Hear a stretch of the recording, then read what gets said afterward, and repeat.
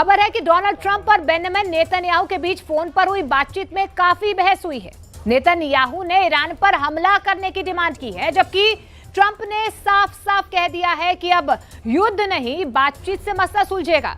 साफ पता चल रहा है कि इजरायल ईरान के खिलाफ मिलिट्री एक्शन चाहता है। वहीं नेतन्याहू के तेवर देखकर ईरान ने अपने ट्रिपल सुलेमानी लॉन्च कर दिए हैं।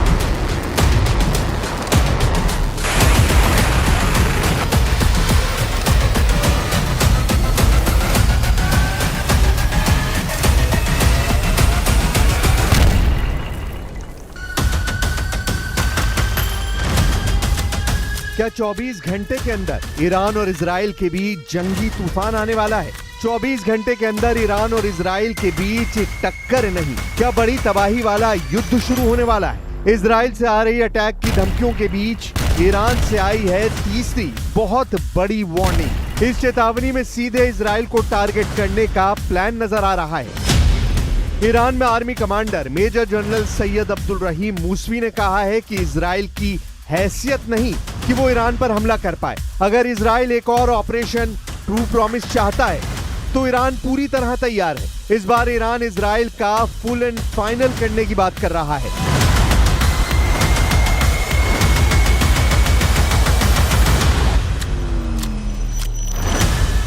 روی شانس خود غبار نکنند. اینجا ایران است. اینجا ایران سربلند اسلامی است.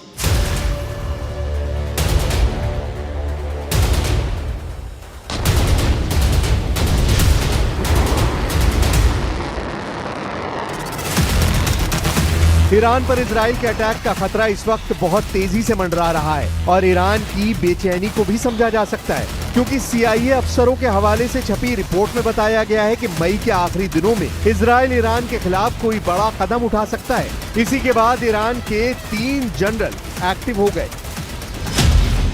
इन तीनों को ईरान का ट्रिपल सुलेमानी कहा जा रहा है। ये हैं IRGC यानी ईरान रेवोल्यूशनरी गार्ड्स के प्रमुख मेजर जनरल हुसैन सलामी। दूसरे हैं IRGC की एरोस्पेस फोर्स के commander brigadier general Amir Ali Hajizadeh. तीसरे हैं ईरान की आर्मी ग्राउंड फोर्स के प्रमुख ब्रिगेडियर जनरल कियोमर्स हैदरी। इन तीनों को ईरान की लीडरशिप ने एक बड़ा ऑर्डर जारी कर दिया है। इन तीनों के अलावा अब नया नाम ईरान में army commander major general Sayyid Abdul Rahim Mousavi का है, जो अब ईरान की मीडिया में हेडलाइन बन चुके हैं। मेजर जनरल मूसवी ने इजराइल से साफ साफ कहा है कि ईरान पर हमला करना उसके बस की बात नहीं, और अगर उसने ऐसी कोशिश की तो इजराइल के खिलाफ ऑपरेशन ट्रू प्रॉमिस अंजाम दिया जाएगा।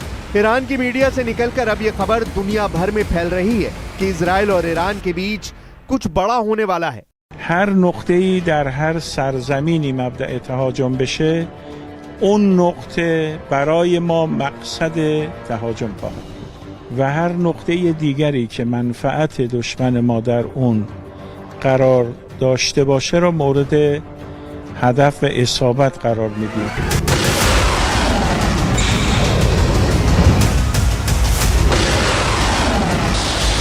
इजराइल को फुल एंड फाइनल वाले अटैक में ईरान ने बड़ा सबक सिखाने की बात कही है, जिसे रोकने की ताकत ना तो इजराइल के पास होगी ना ही अमेरिका के पास। यही वजह है कि ईरान ने एक बार फिर ऑपरेशन ट्रू प्रॉमिस का जिक्र किया है।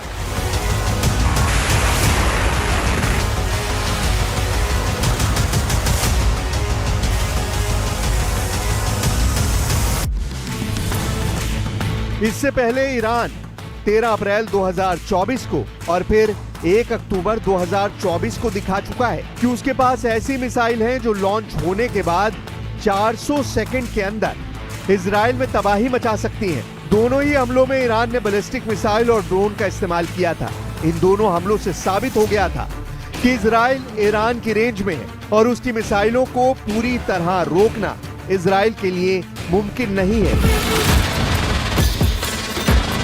ऐसे ही मिशन के लिए ईरान के तमाम जनरल इस वक्त चौकन्ने कर दिए गए हैं। कमांडर हुसैन सलामी से लेकर आमिर अली हाजीजादे और जनरल हैदरी को बड़ी जिम्मेदारी सौंपी गई है। लेकिन इस बीच अमेरिका के राष्ट्रपति डोनाल्ड ट्रंप पर सबकी नजर है। ट्रंप ने कहा है कि वो ईरान से परमाणु मुद्दे पर चल रही बातचीत से खुश हैं। We had some very good talks with Iran yesterday and today, and let's see what happens. But I think we could have some good news on the Iran front. Likewise with Hamas on Gaza. We want to see if we can stop that. And Israel, we've been talking to them, and we want to see if we can stop that whole situation as quickly as possible. Iran के परमाणु कार्यक्रम को लेकर बातचीत से Israel कभी खुश नहीं रहा, जबकि ईरान ने कहा है कि वो अपनी शर्तों के हिसाब से बातचीत चाहता है। इसके मायने साफ हैं।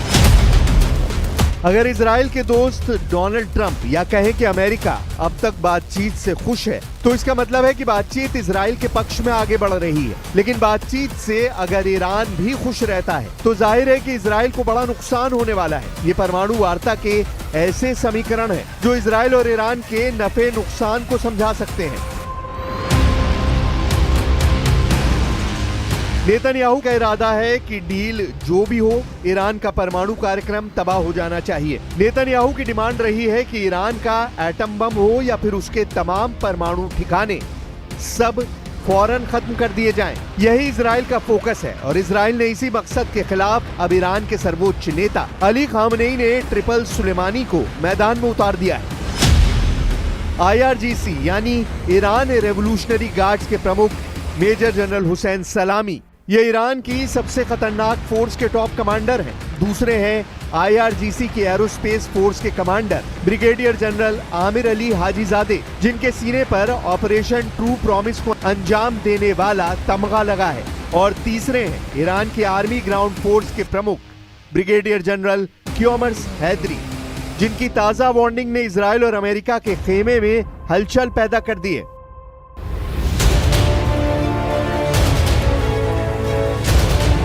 एक इंटरव्यू में जनरल हैदरी ने कहा कि इजराइल और अमेरिका से खतरे पर हमारी पूरी नजर है और हमारी उंगली ट्रिगर पर है। बस सर्वोच्च नेता अली खामनेई के ऑर्डर का इंतजार है।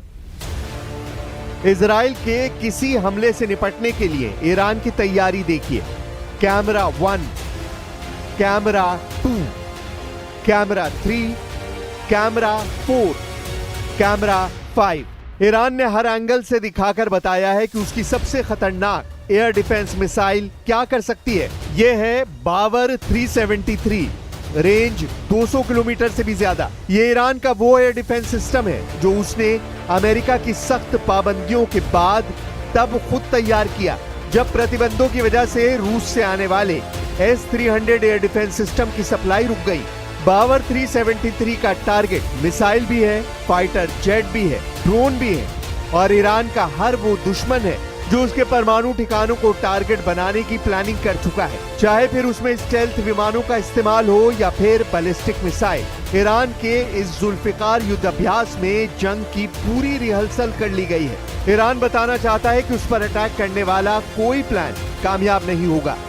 ईरान में इजराइल के अटैक की आशंका बहुत ज्यादा है। ये बात ईरान के तमाम जनरल जानते हैं। इसलिए अगले 24 घंटे ही नहीं, पूरा मई का महीना और जून भी ईरान के लिए बहुत खतरे वाला वक्त हो सकता है, क्योंकि ईरान के परमाणु ठिकानों पर इजराइल की नजर टेढ़ी हो गई है। This threat against Israel is of course the Iran and its nuclear ambitions and the Iran axis that we've smashed, but we have to take care of this larger threat. Israel से बार बार आ रही धमकियां Iran को परेशान कर रही हैं। यही वजह है कि 2025 के पहले 2 महीनों में ईरान ने अपनी पूरी ताकत झोंक दी है। जनवरी में इक्तदार और फरवरी में जुल्फिकार, ये दोनों युद्ध अभ्यास इस वक्त ईरान की फायर पावर का सबसे बड़ा शो बन चुके हैं। पहले जनवरी में 4 युद्ध अभ्यास और अब फरवरी में भी ईरान की बंदूक से धुआं निकल रहा है।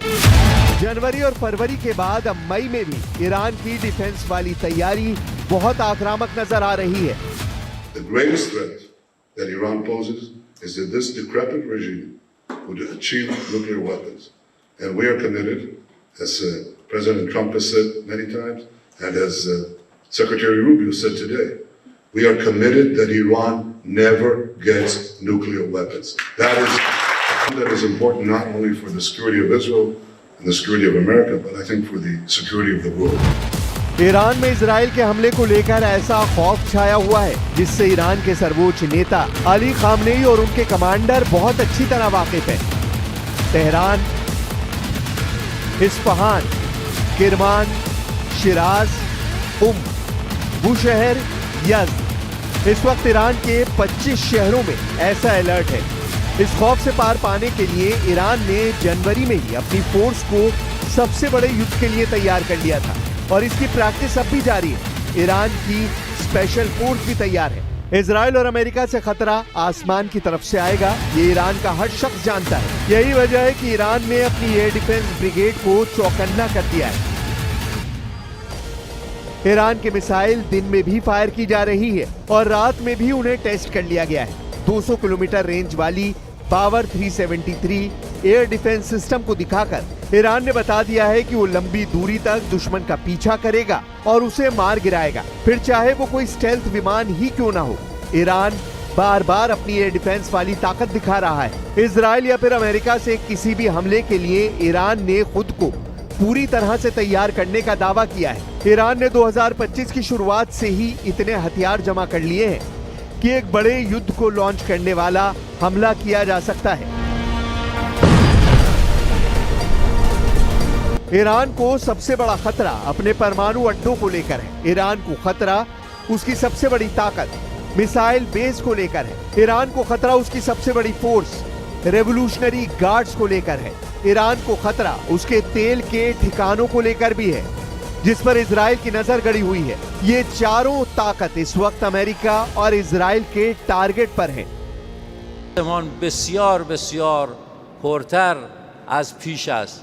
قدرت نیروهای مسلح جمهوری اسلامی ایران روز به روز افزایش پیدا کرد و در حال تصاعد هست. ما آمادگی داریم که با تمام قدرت از این ملت بزرگ دفاع کنیم. ईरान के आसपास अरब सागर में इस वक्त अमेरिका के समुद्री बेड़े एक्टिव हैं। रात भर उड़ान भरी जा रही है।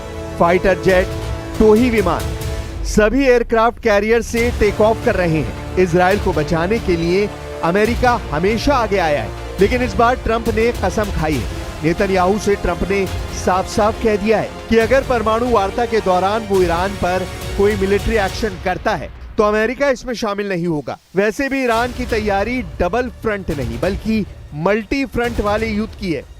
पहला सिग्नल ईरान के अंडरग्राउंड मिसाइल बेस, जिसका वीडियो ईरान बार बार दिखाता रहा है। यही इजराइल और अमेरिका का सबसे बड़ा खौफ है। दूसरा सिग्नल ईरान की नौसेना का अंडरग्राउंड मिसाइल बोट टनल, जो अमेरिका के वॉरशिप को डुबोने के लिए तैयार की गई है। तीसरा सिग्नल है ईरान का ड्रोन अड्डा, जिसमें 1000 से भी ज्यादा नए ड्रोन बनाकर इजराइल और अमेरिका को ललकारा गया है।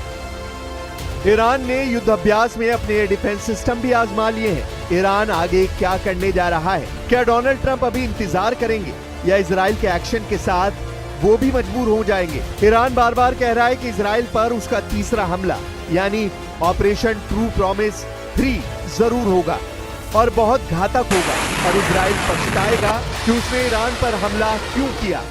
इसलिए पूरे पश्चिम एशिया के लिए सिर्फ मई 2025 का महीना ही नहीं बल्कि आने वाला हर पल बहुत बड़े युद्ध को समेटे हुए है।